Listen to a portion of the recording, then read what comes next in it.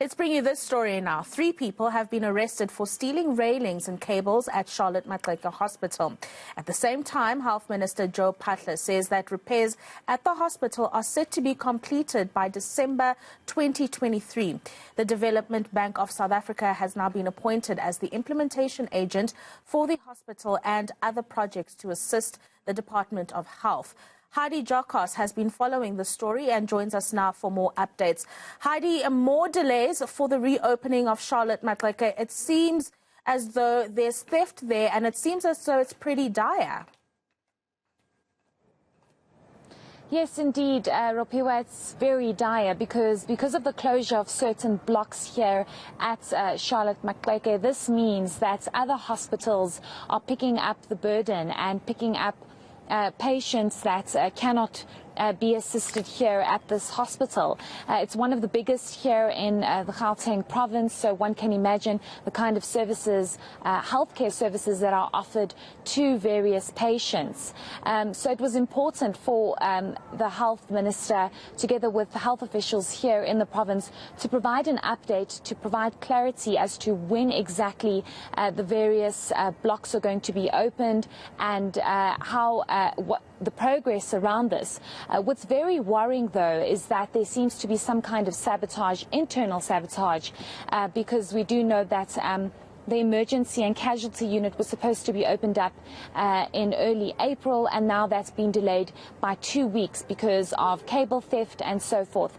But I think it's important for us to just listen to the Minister of Health with regards to the progress that they are making and how they are trying by all means to fast-track this process. Before we listen to the Minister, I just want to add, Ropiwa, that we do know that the Department of Infrastructure in the province has been asked to step aside, and I think that is a huge indictment on behalf of the Department of Infrastructure in the province, because they were just not moving fast enough and were not doing the job quick enough to make sure that the hospital is refurbished and all is done on time and is not done as slowly as what we have been seeing. That's why the National Department of Health has been brought in, and of course the Health Department here in the province to try and fast-track this process. Let's listen in.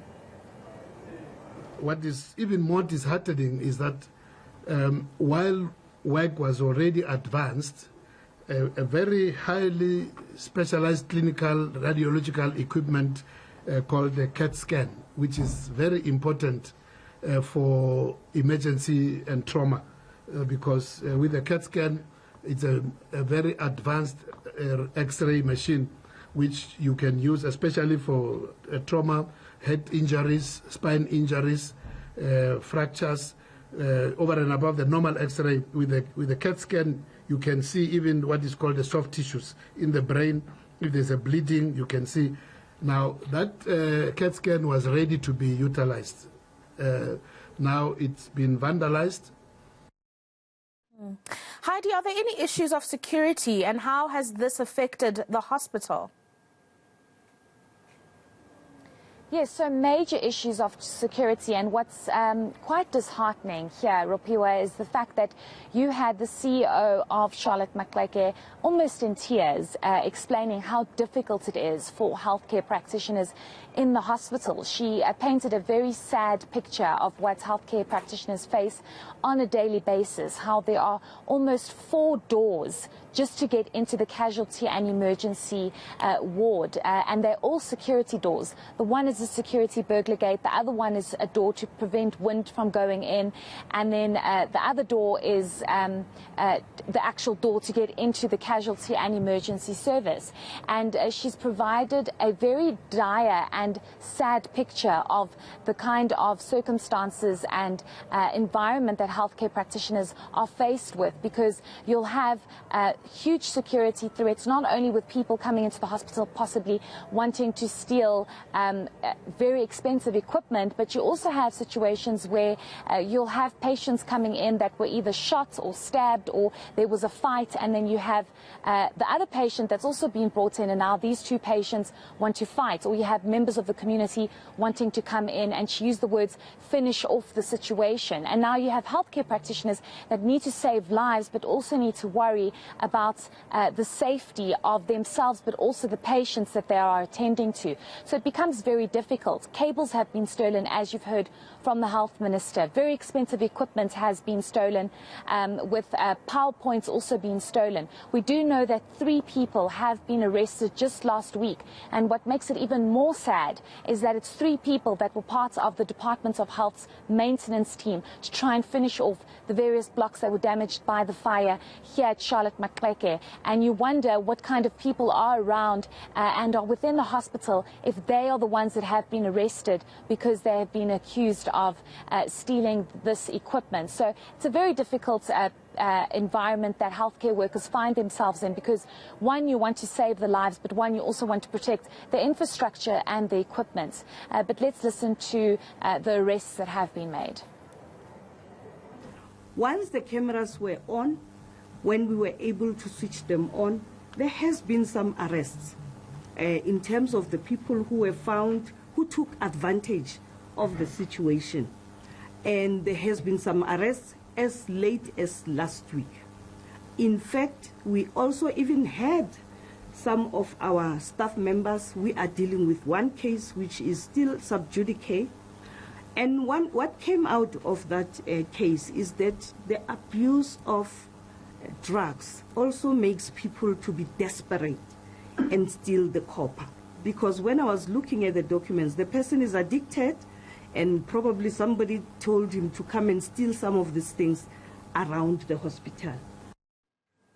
So Heidi, taking all of these issues that you've just unpacked for us into account, when will the hospital fully be able to be opened?